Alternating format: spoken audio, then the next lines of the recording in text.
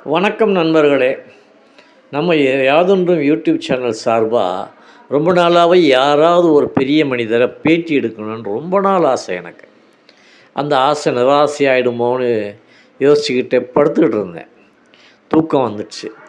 திடீர்னு பார்த்தா நம்ம தூக்கத்தில் கண் முன்னாடி கடவுள் வந்து நிற்கிறார். வாங்க கடவுளே வாங்க அப்படின்னு சொல்லிவிட்டு, உங்களை நான் பேட்டி எடுக்கணும், எனக்கு நேரம் ஒதுக்கி தரீங்களா அப்படின்னு கேட்டேன். அவர் சிரிச்சுக்கிட்டே ஓகே மகனே என்று சொன்னார். 2 பேரும் உட்கார்ந்தோம்.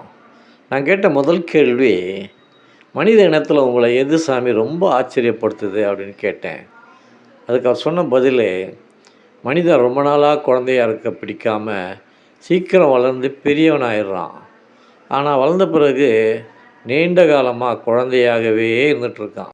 பணம் பணம் பணம்னு அலைஞ்சி அதுக்காக ஓடி ஓடி தன்னுடைய உடல் நலத்தை கூட கெடுத்துக்கிறான். அப்புறமா அந்த பணத்துக்கு வச்சே அவன் எல்லாத்தையும் செலவழித்து உடல் நலத்தை பெற விரும்புகிறான்.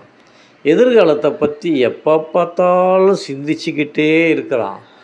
இப்போ வாழ்ந்துட்டுருக்க நிகழ்காலத்தை மறந்து போயிடுறான். நிகழ்காலமோ எதிர்காலமோ அவனுக்கு இல்லாமலே போய் விடுகிறது.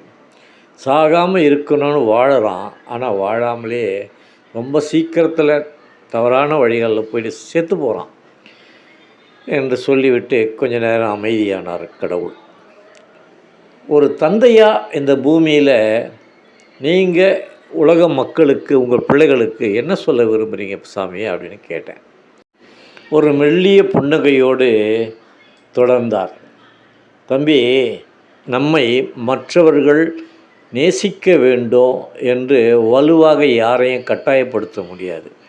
ஆனால் நேசிக்கப்படுற அளவுக்கு நாம் நடந்துக்கணும். வாழ்க்கையில் ஒருத்தன் சம்பாதிச்சதெல்லாம் மதிப்பு இல்லை அவனுக்கு. அதை அவன் எப்படி சம்பாதிச்சான் என்பதில் தான் மதிப்பு இருக்குது. ஒன்றை விட ஒன்று உயர்ந்தது அல்லது சிறந்ததுன்னு எப்போவுமே ஒப்பிட்டு பார்க்கக்கூடாது. வீடு, வாசல், சொத்து, சுகம் இதெல்லாம் வச்சுக்கிட்டு இருக்க உண்மையிலேயே பெரிய பணக்காரன் நினைக்கக்கூடாது. உண்மையில் யாருக்கு தேவை ரொம்ப குறைவாக இருக்கோ அவன் தான் பணக்காரன். நாம் நேசித்து பழகிற, அன்பு காட்டுகிற ஒருத்தரை புண்படுத்துறதுக்கு, நம்முடைய வார்த்தைகளால் புண்படுத்துறதுக்கு ரொம்ப நேரம் ஆகாது, சில நொடிகள் போதும். ஆனால் அந்த வார்த்தைகளினால் புண்பட்ட அந்த காயம் ஆறுறதுக்கு பல ஆண்டுகள் ஆகும். ஒருத்தரை நாம் நேசிக்கிறது எப்படிங்கிற விஷயத்தை கூட வெளிப்படுத்த தெரியாமல் வாடுறது தான் நிஜம். பணம் இருந்தால் எல்லாத்தையும் வாங்கிடலாம் அப்படின்னு நினைக்கிறது ரொம்ப தப்பான விஷயம். ஒரு மனிதனுடைய சந்தோஷத்தை பணம் கொடுத்து வாங்கவே முடியாது.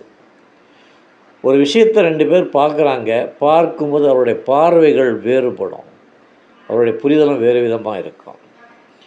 உலகத்தில் நாம் வாழ இந்த காலத்தில் ஒரு நல்ல நண்பனுக்கு அடையாளம் என்ன தெரியுமா?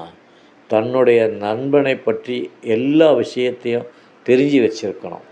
அவன் நல்லவனாகவோ அல்லது கெட்டவனாகவோ எந்த சூழ்நிலையில் வாழ்ந்தாலும் அவனை வெறுத்து ஒதுக்காமல் அவனை விரும்புகிறது தான். அடுத்தவர்களை மன்னிக்க தெரிஞ்சால் மட்டும் போதாது, தன்னைத்தானே மன்னித்து கொள்ளுகிற மனப்பக்குவம் மனுஷனுக்கு வேண்டும்.